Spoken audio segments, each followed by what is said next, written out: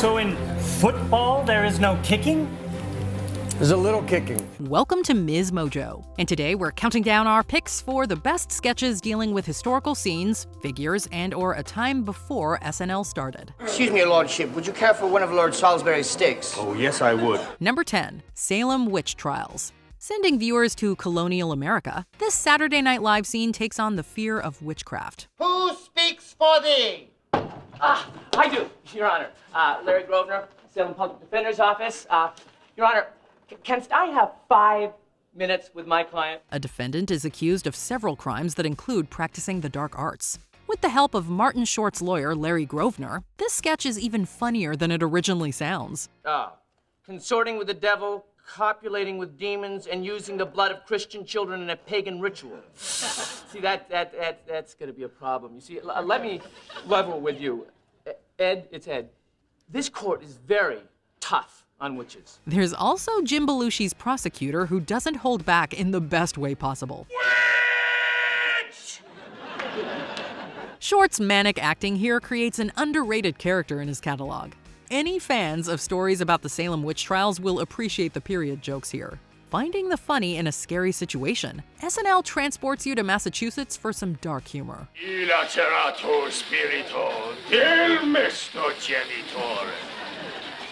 Your Honor, we'd like to change our plea. Number 9, Tombstone. Take a look at this scene from the 1992 film Cough, Cough, Bang, Bang. If you remember the 1990s Western of the same name, you'll admire this sketch's silly premise. Jake Gyllenhaal's actor channels Doc Holliday's sickness in a fake movie not unlike Tombstone. Where's your little lapdog, Doc Holliday?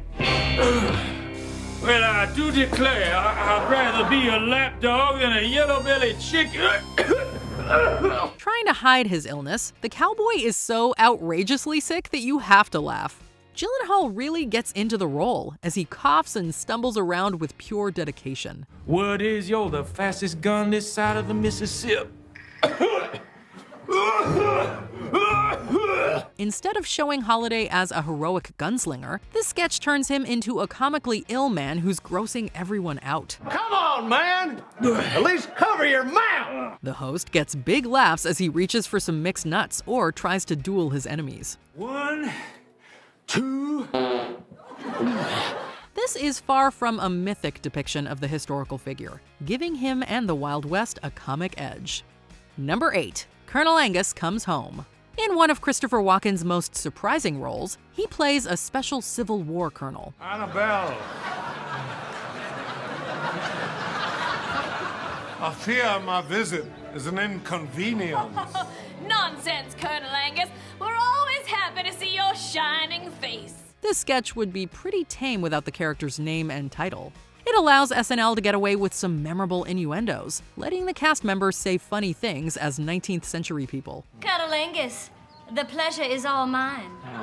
I've heard so much about you. Well, my dear, don't believe everything you hear about old Colonel Angus. Walken plays his part with a one-of-a-kind energy that's both offbeat and entirely hilarious.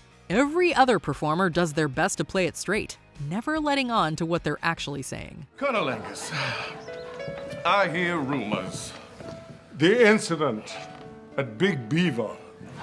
Yes, true. I'm afraid 10 men were lost. The period details and costumes bring an authenticity that makes the sketch that much funnier. Well, I think Colonel Angus is delightful. You won't after 45 minutes. No, you can only take so much, Colonel Angus. Number 7, Vincent Price's Halloween Special. In this black and white sketch, horror icon Vincent Price joins forces with famous friends to celebrate Halloween. Thank you, and welcome to my Halloween special. Tonight, prepare yourself for a night of spooks and scares, as we have invited over some of our most famous friends for some tricks and also some treats. His celebrity guests include Gloria Swanson and a drunk James Mason, livening up this sketch with all kinds of funny asides. I'm a pirate, can't you tell? It's about the acting. I'm an actor. That's what I do, and when I say I'm a pirate, I'm a pirate. Yeah. She's a pirate, Price. My Jolly Roger was at full mast the whole drive over. Kristen Wiig, John Hamm, and Fred Armisen suit up to provide wonderful impressions of entertainment legends. Things turn into a disaster as Bill Hader's Price criticizes his unruly compatriots. Is this music working for you? Because it is not working for me. At every turn, the comedic performers give a believable look at old Hollywood along with some hilarious jokes. Cinephiles are guaranteed to have a blast with this wild scene. Well, have a happy Halloween, everybody. Number 6. Lulu Diamonds. In an homage to Mae West, Melissa McCarthy becomes a similar actress in a series of old Hollywood films. Oh, calm down, boys. I'm just getting started. Her character carries a trademark phrase as she entices 3 adoring men. Oh, Lulu, marry me, please. I got a better idea. Why don't you come upstairs and see me up there sometime? The scene looks just like a film you'd find on TCM, but then things take a humorous turn. Diamonds keeps falling down the stairs as her co-stars give hilarious reactions. Oh, Lulu, no! Oh, cheese and crackers! And that was the best of 50 takes. McCarthy doesn't hesitate either, showing that she can do physical comedy with the best of them. The actress ramps things up as her vintage character tries to start from the top. Finding the funny in every fall, this sketch brilliantly parodies West's comedy work. Son of a beastie! Number 5. King Tut. Steve Martin has never been a cast member on SNL, but he has had some amazing moments on the show. When he was a young man, he never thought he'd see people stand in line to see the boy king. His work here combines his performance style, music skills, and a funny way of talking about King Tut. Now if I know they line up just to see him, I'd taken all my money and bought me a museum. Referencing the Egyptian pharaoh's exhibit in the 1970s, Martin turns this sketch into one of the most famous moments of the early show's history. Dancing by the Nile. Disco tut, tut. The ladies love this style. Boss tut, tut. The comedian's song is a funky track complete with funny rhymes, period wardrobe, and a saxophone solo. You might not learn a whole lot about the historical figure, but you will almost certainly be entertained. Got a condo made of stoner. Number 4. Djesus Uncrossed. Taking Quentin Tarantino's ideas of alternate history, SNL parodies the New Testament. Guess who's back? Christoph Waltz spoofs his own work with the filmmaker by giving a new take on Jesus Christ. This biblical epic finds the prophet in outrageous scenes, taking revenge and cutting through Romans with swords. Jesus H. Christ! The H is silent. The sketch throws in funny references to everything from Django Unchained to Pulp Fiction with some choice cast members. Waltz's deadpan take on the religious leader cannot be missed as he dishes out one-liners. Jesus! Oh!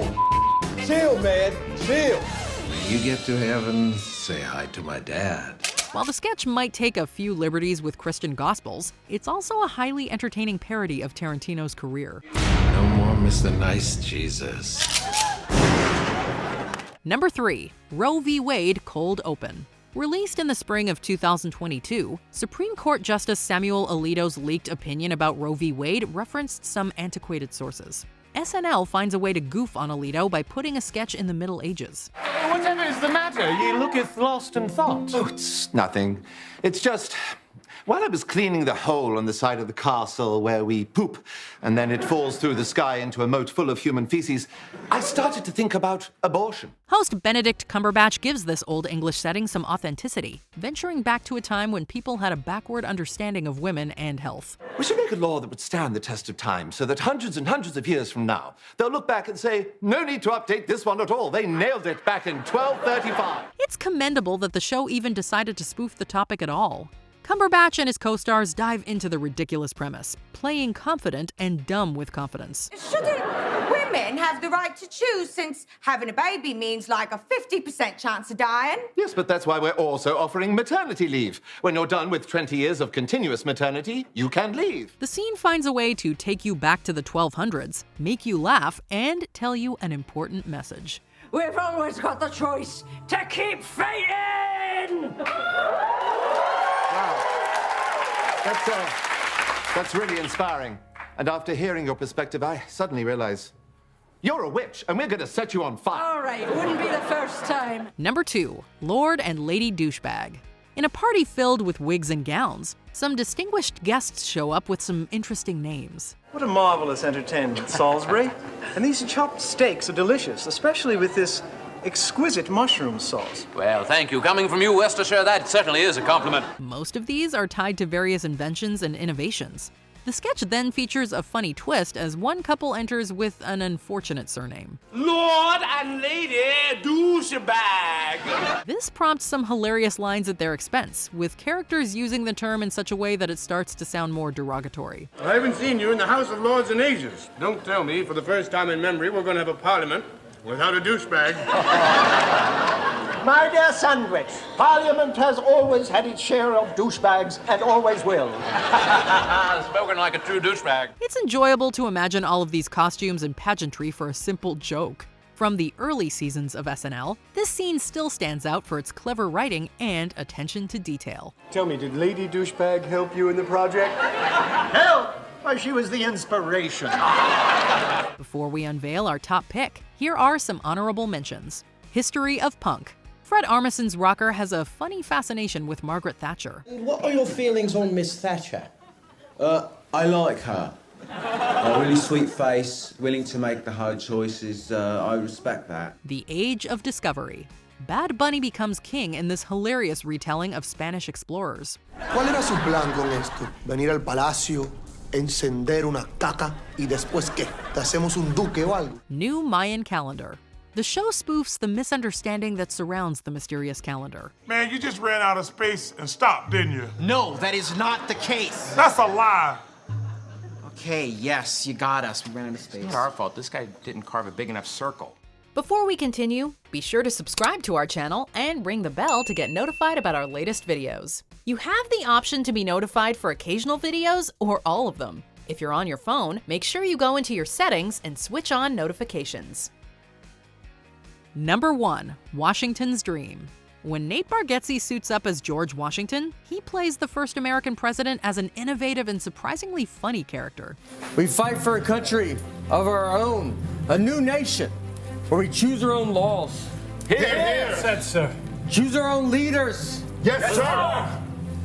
And choose our own systems of weights and measures. Washington introduces his new ideas for the U.S. measurement standards. Yes, I dream of that one day. Our proud nation will measure weights in pounds, and that 2,000 pounds shall be called a ton. And what will 1,000 pounds be called, sir?